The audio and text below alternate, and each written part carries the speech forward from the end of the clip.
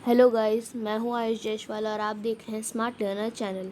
तो आज हम लोग सीखने वाले हैं मैटर के बारे में। तो पहली बार तो चलिए इस वीडियो को स्टार्ट करते हैं। तो यहाँ पे हम जल्दी से देख लेते हैं कि आज हम इस वीडियो में क्या क्या पोर्शन हम कवर करने वाले हैं। तो इस वीडियो में हम सीखेंगे व्हाट इज़ मैटर, मतलब मैटर है क्या। और दूसरा, मैटर ऑफर रेजिस्टेंस, मतलब वो कि मतलब रोकता है, थोड़ा एनर्जी हमारी कम करता है। काइनेटिक थ्योरी ऑफ मैटर, इसके बारे में हम सीखेंगे। What is matter made of, मतलब मैटर किस चीज़ से बनता है। कैरेक्टरिस्टिक ऑफ मैटर, मतलब कुछ कैरेक्टरिस्टिक हम जानेंगे। और Brownian motion, inter conversion of state of matter, मतलब एक स्टेट से वो दूसरे स्टेट में जो कन्वर्ट होने वाला है। जैसे इवापोरेशन में हमने वाटर वाले चैप्टर में हमने सीखा था कि कैसे जो पानी है वो हवा में बन जाता है एज अ वाटर वेपर।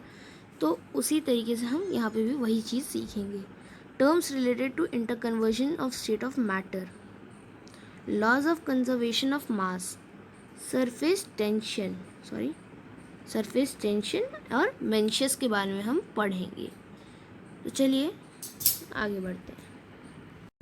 तो हमारा पहला था व्हाट इज़ मैटर। तो मैटर क्या है, मैटर क्या है उस वो सीखने से पहले मैं आपसे आप एक बार अपने आसपास देखिए। आपके आसपास बहुत सारी चीज़ें होंगी। वो सारी की सारी चीज़ें जो भी हैं वहाँ पे, जैसे कि आपके पास कोई आसपास कोई लाइट हो गई, या फिर आपका बेड हो गया, या टेबल हो गया, या सोफ़ा हुआ, जो भी आपके हाउस के अंदर या जहाँ पे भी आप हैं, अगर उसके अंदर मतलब कोई भी मतलब आसपास आपकी जो भी चीज़ है वो है एक मैटर। तो यहाँ पे आपको एक नोट है, वो उसे हम पढ़ते हैं। वो है एयर, हवा, जिसे हम देख ही नहीं सकते, वो एक मैटर है, क्योंकि हम उसे फील कर मतलब महसूस कर सकते हैं। आप अपने घर का पंखा अगर चालू कर देंगे, तो पंखा चालू करने के बाद जब आपको मतलब ठंडी ठंडी हवा मिलती है, तो उस समय हम हवा को फील कर सकते हैं। या फिर जब बाहर से विंड चल रही होती है, तो विंड से भी हम उसे फील कर सकते हैं।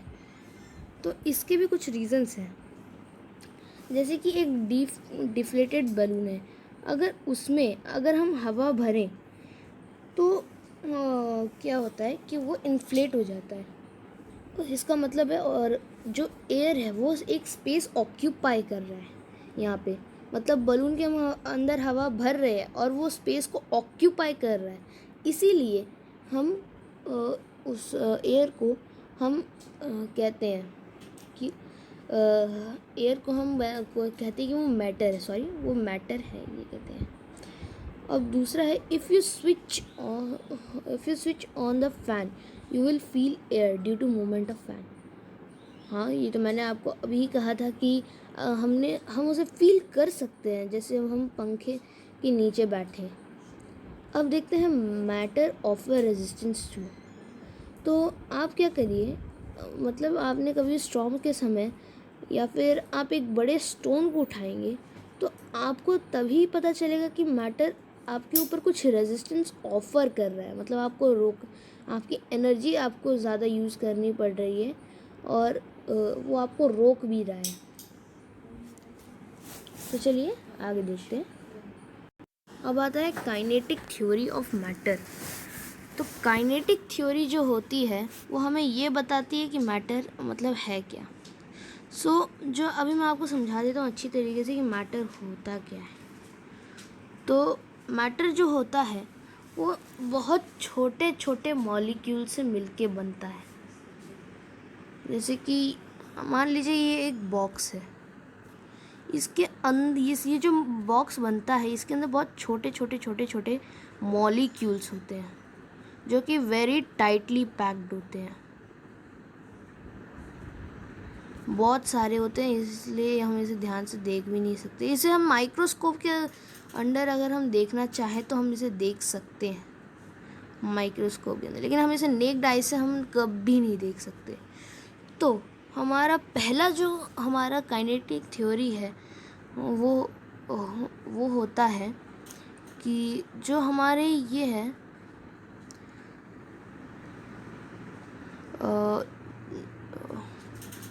इसे ऐसे समझ सकते हैं सबसे पहले हम कि जो any substance, the theory which reveals that any substance, whether it is composed of very small particle called atom or molecule, मतलब एटम तो होता है हमारा सबसे छोटा मतलब मॉलिक्यूल से छोटा सब्सटेंस होता है,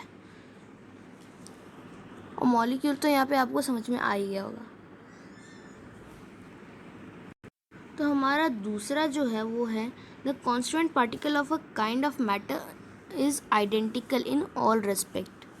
तो मतलब हमारा जो मतलब इस बॉक्स में हमने जो मॉलिक्यूल्स बनाए थे, ठीक है, तो उसके अंदर जो होता है वो आइडेंटिकल होता है सारे रेस्पेक्ट में, अगर भले ही वो गैशियस स्टेट में हो या लिक्विड स्टेट में हो या सॉलिड स्टेट में क्यों ना हो, लेकिन वो एकदम सेम ही रहते हैं। और ये जो आपको बता दूँ कि ये यहाँ पे जैसे कि ये दो मॉलिक्यूल, मतलब आपको यहाँ पे अच्छे से समझाता हूँ। जैसे मान लीजिए ये एक मॉलिक्यूल है और ये एक मॉलिक्यूल है, तो इन दो मॉलिक्यूल्स के बीच में कुछ स्पेस प्रेजेंट रहता है, तो उस स्पेस को हम कहते हैं इंटर मॉलिक्यूलर स्पेस। तो कौन सा स्पेस? तो इंटर मॉलिक्यूलर स्पेस हम कह सकते हैं।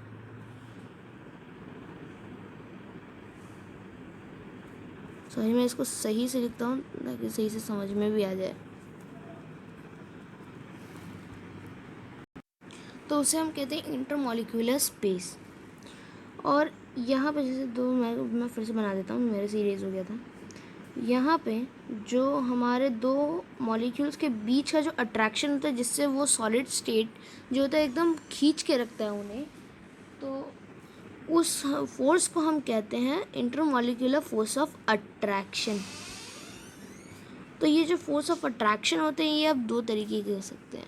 तो दो तरीके का मतलब है कि जो सेम तरीके के मतलब आइडेंटिकल जो होते हैं मॉलिक्यूल्स, जैसे कि हम कभी कभार क्या करते हैं, जैसे हम खाना बनाते हैं, तो खाना बनाते समय तो हम उसके अंदर सब्ज़ी बहुत सारी अलग अलग टाइप की चीज़ें डालते हैं, तो उसमें क्या होता है, उन सब के अंदर भी फोर्स ऑफ अट्रैक्शन रहता है। तो फोर्स ऑफ अट्रैक्शन जो होता है सेम मतलब सेम टाइप ऑफ मॉलिक्यूल्स के बीच में हम कहते हैं फोर्स ऑफ कोरोजन। और जो डिफरेंट होता है मतलब अलग अलग थोड़ा होता है मतलब मॉलिक्यूल्स, तो उनके बीच का जो अट्रैक्शन होता है उसे हम कहते हैं फोर्स ऑफ अधेशन। तो जो पार्टिकल्स ऑफ मैटर हैं वो कंटिन्यूस मोशन में रहते हैं, कंटिन्यूस मोशन में, मतलब वो लगातार मतलब मूव करते रहते हैं, उनकी मेन पोजीशन पे वो मूव करते हैं, फ्रॉम यहाँ कभी मूव करेंगे कभी यहाँ मूव करेंगे, तो ये बार बार ही मूव करते हैं। और ये क्या होते हैं, इससे इनकी काइनेटिक एनर्जी बनती है, और इसको इनकी काइनेटिक एनर्जी अगर आपको बढ़ानी है तो इसके लिए आपको इन्हें मतलब इनका टेम्परेचर बढ़ाना होगा। अगर इनका टेम्परेचर बढ़ जाएगा तो इनका काइनेटिक एनर्जी जो होगी वो भी बढ़ेगी। चलिए आगे देखते हैं। अब हम देखते हैं कि what is matter made up of, मतलब मैटर किससे बनना हुआ है। सब मतलब मैटर किसी चीज़ से बना हुआ है, तो वो सबसे पहले ग्रीक फिलोसफर्स का ओपिनियन था कि वो बनते हैं फायर, वाटर, एयर और अर्थ से, यानी कि द 4 एलिमेंट्स जो होते हैं हमारे अर्थ के, जो हमारे थे मतलब हैं अभी जो 4 एलिमेंट्स, वो 4 एलिमेंट्स मिल करके एक मैटर बनाते हैं। ये ग्रीक फिलोसफर्स का मानना था। लेकिन एंशिएंट फिलोसफर जो थे वो बिलीव करते थे कि 5 एलिमेंट्स, वो 5 एलिमेंट्स से बनते हैं। उसमें ग्रीक के और मतलब इंडियंस के मतलब जो सुझाव में जो फ़र्क था वो था सिर्फ एक स्काई का। फिर महर्षि कनंदा जो इंडियन फिलोसफर थे, उन्होंने सजेस्ट किया था कि जो मैटर होता है वो छोटे छोटे पार्टिकल से बनता है, जिन्हें हम कहते हैं अणु, हिंदी में अणु या मॉलिक्यूल और इंग्लिश में मॉलिक्यूल्स। और जो इससे छोटे मॉलिक्यूल्स मतलब ये मॉलिक्यूल से है, तो इससे छोटा जो होता है उसे हम कहते हैं परमाणु और एटम। तो ये परमाणु किसने नेम किया? तो परमाणु was was named as atom was named by a Greek thinker Democritus। तो ये तो बहुत इम्पॉर्टेंट चीज़ है, तो इसे आप कहीं पे अपने किसी कॉपी या पेज पे आप इसे नोट कर लीजिएगा। तो later on John Dalton also just suggested that all kind of matter are made up of extremely small particle called atoms। मतलब इंडियंस के बाद जॉन डाल्टन उन्होंने सजेस्ट किया था कि ये मतलब एक्सट्रीम स्मॉल पार्टिकल्स होते हैं, जो मतलब स्मॉल पार्टिकल्स कॉल्ड एटम होते हैं, मतलब मैटर से मतलब मॉलिक्यूल से छोटे वाले एटम्स एटम्स कहते हैं। और तो an atom is the smallest particle that exhibits all the properties of matter।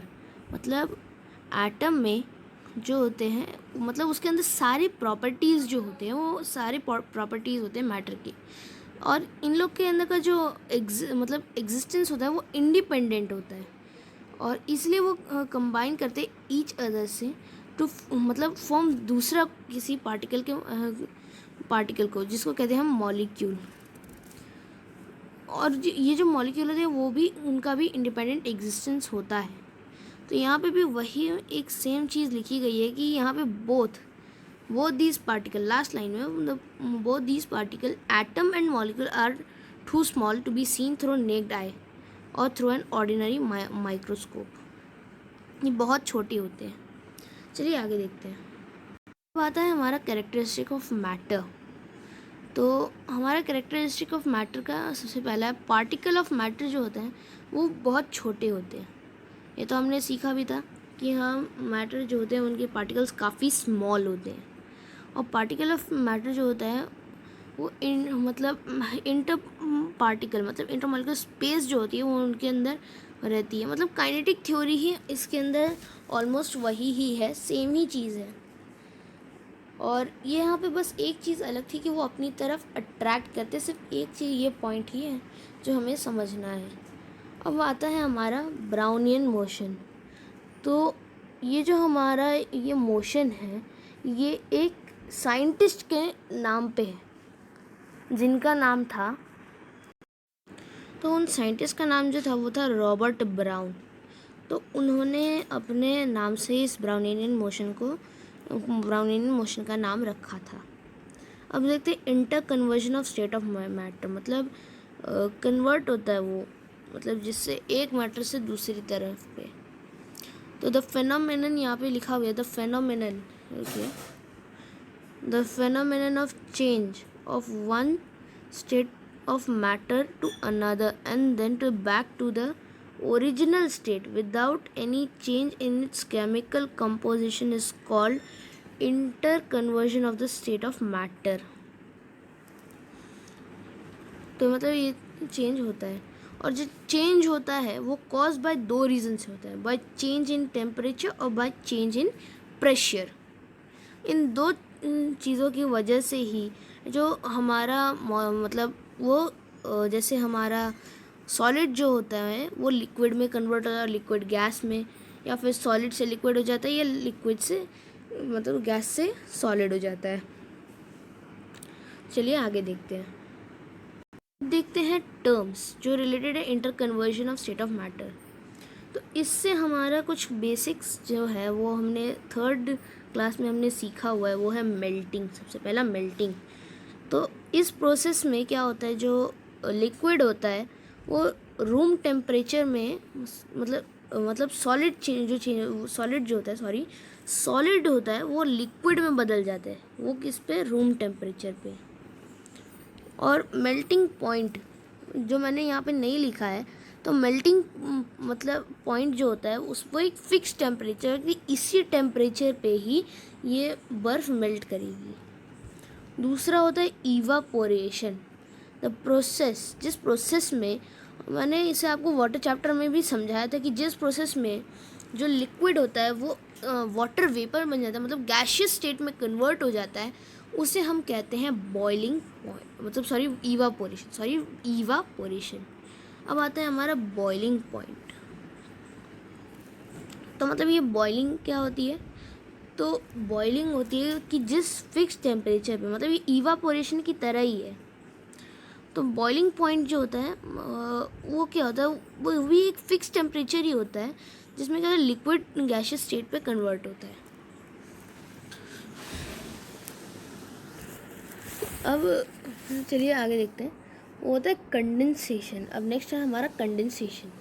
तो कंडेंसेशन एक प्रोसेस है जिस प्रोसेस में हमारा जो मतलब गैस होता है, वाटर वेपर, वो मतलब रेन की तरह, मतलब लिक्विड स्टेट में वो हमें मिलता है।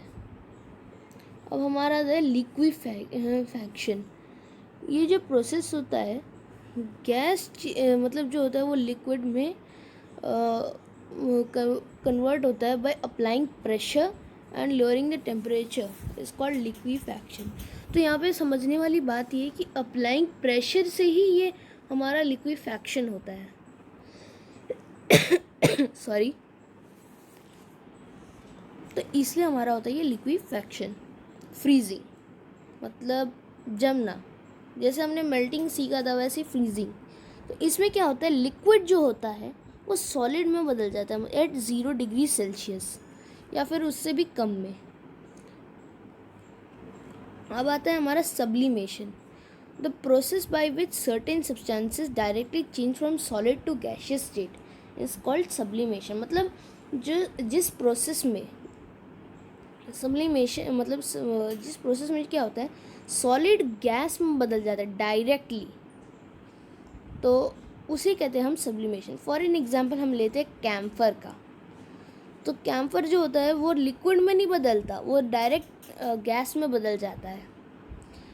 और सब्लिमेशन तो यहाँ पे हमने सीख लिया, लेकिन एक और होता है डिकम्पोजन।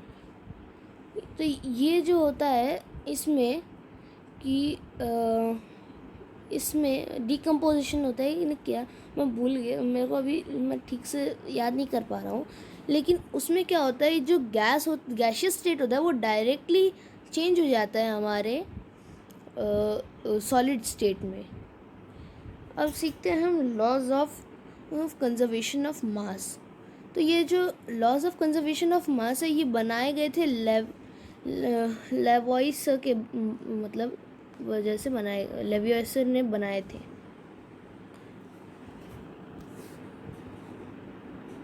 तो यहाँ पे हमारा जो एक आप देख सकते, यहाँ पे ये दो है जो कि बहुत है कि मैटर कभी भी चाहे कुछ भी हो जाए वो क्रिएटेड और डिस्ट्रॉय नहीं हो सकता। भले ही आप एक ये जैसे कि एक ये ओके यहाँ पे मैंने ये एक पेपर है, मान लीजिए ये एक पेपर है, और अगर मैं इसको टेयर भी कर देता हूँ 2 पार्ट्स में, तो ये क्या होता है, इसके जो मॉलिक्यूल्स होंगे वो डिवाइड होंगे लेकिन फटेंगे कभी नहीं। मॉलिक्यूल्स भले, अब आप इसे और छोटा इधर से भी करिए और बहुत सारे पीसेस में आप इसे काट भी दीजिए, लेकिन भले ही वो मॉलिक्यूल्स बहुत छोटे हो जाएंगे, इतने हो जाएंगे, इतने हो जाएंगे, और छोटे हो जाएंगे, जो काफ़ी मतलब स्पेशल से भी माइक्रोस्कोप से भी नहीं देखा जा पाए, लेकिन वो कभी भी फटते नहीं हैं। और हमारा दूसरा जो मतलब लॉ है, तो वो है in chemical reaction the total mass of the reactant is equal to the mass of the product. मतलब जो हमारा रिएक्टेंट है, मतलब जैसे यहाँ पे हम ले लेते हैं हम O2 ले लेते हैं, मतलब ऑक्सीजन का फॉर्मूला था O2। और इसे अगर हम इसे और ये जब हम इसको मतलब हीट करेंगे, मतलब प्लस ट्रायंगल में लिख देता हूँ, जब हम इसे हीट करेंगे तो ये जो O2 होगा ये हमारा बन जाएगा CO2, मतलब कार्बन एक हमारा एक्स्ट्रा बन रहा है CO2। तो इसका जो यहाँ पे हमने O2 लिखा था, इस एरो देने से पहले के नंबर मतलब जो भी हम केमिकल लिखते हैं वो है मतलब उसे हम कहते हैं रिएक्टेंट। और जो हीट करने के बाद या कुछ भी करने मतलब हीट करने के बाद या उन्हें मिक्स करने के बाद जब हमारा रिज़ल्ट आता है उसे हम कहते हैं प्रोडक्ट। चलिए आगे देखते हैं। तो अब हम सीखते हैं लास्ट हमारी दो चीज़ों के बारे में, जो है सरफेस टेंशन और मेंशियस। तो सरफेस टेंशन क्या होता है? तो सरफेस टेंशन होता है कि जिस फिनोमेनन से जो एक्सपोज टॉप सरफेस होती है, मतलब जिस कंटेनर में जो एक्सपोज टॉप सरफेस होती है एक वेसल की, वो बिहेव करते हैं एक स्ट्रेच मेम्ब्रेन की, मतलब खिंचाव टाइप सा जो होता है, उसे कहते हैं हम सरफेस टेंशन।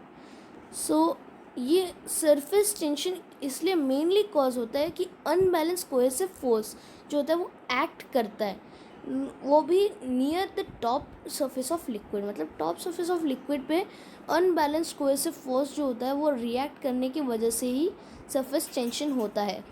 मान लीजिए कि हमारी एक गोल सी प्लेट है, ओके, ये हमारी एक गोल सी प्लेट है और इसमें हम एक ड्रॉप मर्क्यूरी डाल देंगे तो एक स्मॉल बॉल का शेप ले लेगा, क्योंकि ये जो मर्क्यूरी होता है इसके ऊपर जो होता है वो मतलब थोड़ा फोर्स ऑफ कोहेशन ये सब एक्ट करता है, इसलिए ये ऐसा बन जाता है। और अगर हम मर्क्यूरी को स्क्वायर वाले पे डालेंगे तो ये इसकी एजेस उसे खींचेगी, उस तरफ अपनी तरफ खींचती रहेगी, हर साइड से उसे खिंचाव आएगा, इसलिए वो गोल रहेगा। अब आता है, अगर हम इसी मतलब गोल सी प्लेट में अगर हम पानी की ड्रॉप डालें तो ये क्या होगी, एक मतलब फैली हुई सी ओवल शेप बनाएगी, क्योंकि यहाँ पे हर तरफ से उस पर एक्ट कर रहा है फोर्स, मतलब नीचे से हमारे ये प्लेट का है और ऊपर से उसका खुद के अंदर का ही है कि वो खिंचाव, अंदर का खिंचाव। अब आता है मेंशियस। तो मेंशियस क्या होता है? The formation of curve surface, मतलब ऐसे या ऐसे वाली कर्व सरफेस बनेगी, वो भी क्या होता है लिक्विड में, इन नैरो वेसल्स में ही ज़्यादा बनेगी। तो इसको हम एक एक्टिविटी के थ्रू समझ सकते हैं, जैसे कि अगर हम एक टेस्ट ट्यूब में मर्क्यूरी ले लें, एक टेस्ट ट्यूब में हमने ली है मर्क्यूरी, जैसे कि ये एक टेस्ट ट्यूब है, इसमें हमने ले ली मर्क्यूरी, ये पूरा मर्क्यूरी से भरा हुआ है, और ये जो है ये वाला दूसरा, इसमें हम डाल देते हैं वाटर। तो क्या होगा कि ये जो जिसमें मर्क्यूरी थी, हमने जिस वेसल में मर्क्यूरी डाली थी वो वेसल, उसमें जो मतलब बनेगा, जो मेंशियस होगा वो बनेगा ऐसे कर्व। तो इस ऊपर की तरफ कर्व वाले मेंशियस को हम कहते हैं कन्वेक्स मेंशियस, मतलब ये बाहर की ओर आता है, मतलब कन्वेक्स लेंस की तरह होता है, इसलिए हम इसे कहते हैं कन्वेक्स मेंशियस। और वही अगर ये नीचे की तरफ से ऐसे होता है, मतलब स्माइली फेस बनाता है, तो मतलब स्माइली टाइप से जो हमारा मुंह होता है, हम जिसके लिए ऐसे दिखाते हैं यू टाइप से, अगर ये बनाता है तो इसे हम कहते हैं कॉनकेव मेंशियस। तो इस वीडियो में बस इतना ही। अगर आप चाहते हैं कि मैं और किसी टॉपिक पे वीडियो बनाऊं तो प्लीज़ मेरे को कमेंट सेक्शन में लिख के बताइएगा। Till then bye bye, thank you.